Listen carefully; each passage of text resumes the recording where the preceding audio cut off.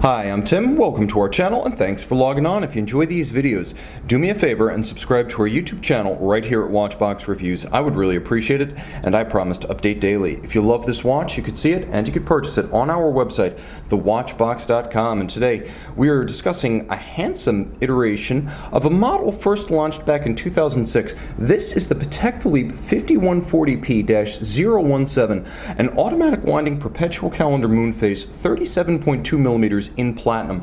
The watch wears slender at 9.1 millimeters thick, and you can see on my 16 centimeter circumference wrist, it wears easily. It's a compact watch at 45.7 millimeters lug-to-lug with a 19 millimeter spacing between the lugs. This is a handsome watch that will fit well on a wrist as small as 13 centimeters circumference.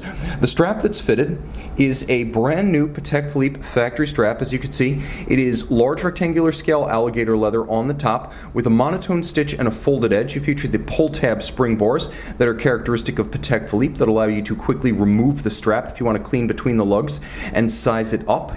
The timepiece is user-friendly in that regard. There is a Patek Philippe Platinum deployant clasp, and as you can see, it features a filigree Calatrava Cross wire-style buckle emblem. Snap that shut. It offers confidence while donning or removing at bedside. Now, a conventional Patek Philippe Platinum watch would feature the top Vesselton brilliant cut diamond between the lugs at 6 o'clock, but because there is a pusher adjuster for the calendar in that exact position, this one features the diamond between the lugs at 12 o'clock. Rotate all the way around. You can see the case is fluid, and it has a handsome, lithe grace to it. A domed bezel that's somewhat stepped in from the case band to prevent it from looking blocky and massive. It adds a degree of articulation and more visual nuance to break up the mass of platinum and impart elegance. Not only does the watch have a minimalist crown, but it has been countersunk into the profile of the case, so when viewed from the front it is unobtrusive and it doesn't break up the case lines. The domed style bezel gives way to a dial that features an explosive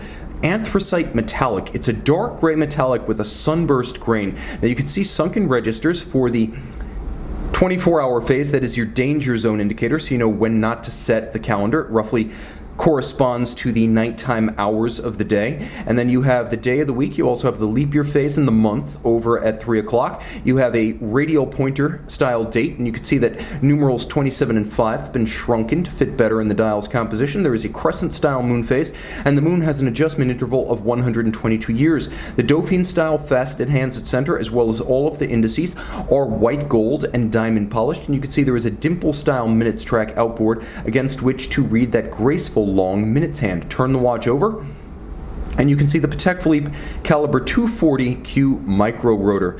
The perpetual calendar is able to handle all leap years. It is able to handle irregular length months. It need be corrected only once in the year 2100. That is what a perpetual calendar is. Now, this is the caliber 240 micro rotor automatic, which features a ceramic rotor-borne 22 karat winding mass that allows you to have the slender profile and the broad open caseback vista of a manual, but with the convenience of an automatic. It beats way at 21,600 vibrations per hour, and it has a 38 to 48 hour power reserve. Now, the timepiece features a Gyromax style Patek Philippe free-sprung balance. That's an architecture they invented in approximately 1950, the right middle of the 20th century, and it was a free-sprung architecture of early design that allowed the watch to be precisely regulated and then hold that regulation in the face of vibrations, bumps, and concussions on the wrist. Now, back then the standard of adjustment was 5 positions. Today this watch is adjusted in 6 positions. It also features a silicone hairspring, so with the Patek Philippe seal, Patek attests to the accuracy of this watch no worse than -3 + 2 seconds per day. Though the Patek Philippe seal has been featured on Patek Philippe watches since mid-2009, the standard is that of the Geneva seal and even beyond, as I've seen some Geneva hallmark movements that are not this well executed.